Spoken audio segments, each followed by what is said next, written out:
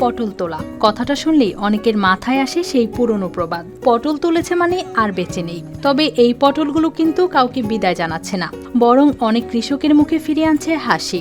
ভোর হতেই বস্তা বস্তা পটল নিয়ে ছুটছেন চাষিরা, আর সেগুলো কিনতে দূর দূরান্ত থেকে হাজির হচ্ছেন ব্যবসায়ীরা।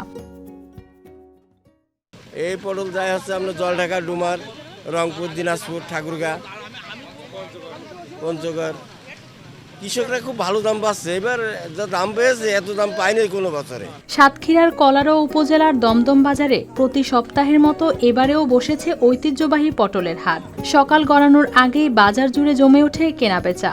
উপজেলার বিভিন্ন এলাকা থেকে কৃষকেরা নিজেদের ক্ষেতের তাজা পটল নিয়ে আসেন এখানে। একদিকে বস্তা ভরার ব্যস্ততা, অন্যদিকে ওজন আর দরদাম, সব মিলিয়ে জমজমাট হয়ে ওঠে পুরো হাট। পটল নিয়ে আসি, আজকে বেরলাম 35 টাকা, 10 কাটা ভুই আছে। গত হাটে বেরলাম 35 টাকা, প্রতি বছর করি। স্থানীয় কৃষকরা বলছেন এবছর আবহাওয়া অনুকূলে থাকায় বেশ ভালো হয়েছে ফলন, সেই সঙ্গে বাজারেও মিলছে সন্তোষজনক দাম। আমি একটা কৃষক, আমি 24 কাঠা জমি পটল করেছি।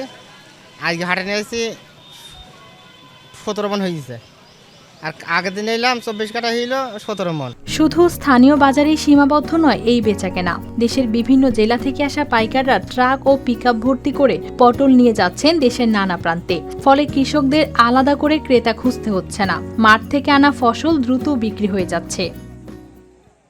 আমি বরিশাল থেকে এসেছি এই দমদম বাজারে পটল কেনার জন্য।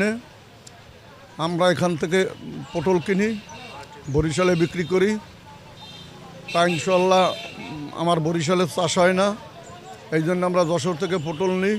কৃষি কর্মকর্তারা বলছেন এই অঞ্চলের মাটি ও আবহাওয়া পটল চাষের জন্য বেশ উপযোগী। আধুনিক পদ্ধতিতে চাষাবাদ বাড়ায় উৎপাদনও বৃদ্ধি পেয়েছে। মিলে 230 হেক্টর জমিতে পটলের জাত হয়েছে। আমাদের বেশিরভাগ জাতই সন্ধ্যামণি। আমরা আশা করছি প্রায় 35 মেট্রিক টন পার হেক্টর হারে আমাদের ফলন উৎপাদিত হবে, এবং এবছর দাম নিয়ে চাষিরা বেশ খুশি। পাইকারি দরে 35-36, কোথাও কোথাও 30 টাকা দরে বিক্রি হচ্ছে। স্থানীয়দের মতে দমদম বাজারের এই হাট শুধু একটি বাজার নয়, এটি পুরো এলাকার কৃষি অর্থনীতির গুরুত্বপূর্ণ চালিকা শক্তি। News desk, RTV।